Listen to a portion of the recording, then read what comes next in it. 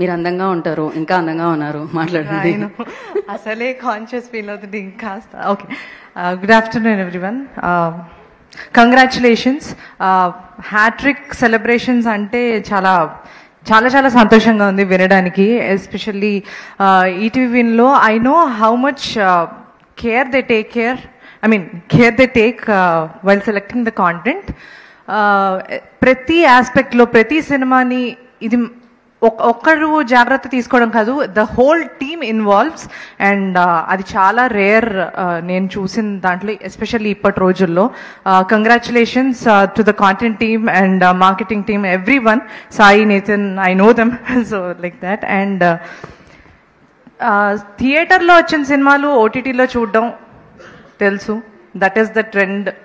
ఆ ట్రెండ్ని వీళ్ళు మార్చేసి ఓటీటీలో వచ్చి హిట్ అయ్యి అసలు అందరూ మాట్లాడుకునేలా చేసిన ఒక సినిమాని థియేటర్లోకి వేయడం అనేది ఒక ఫీట్.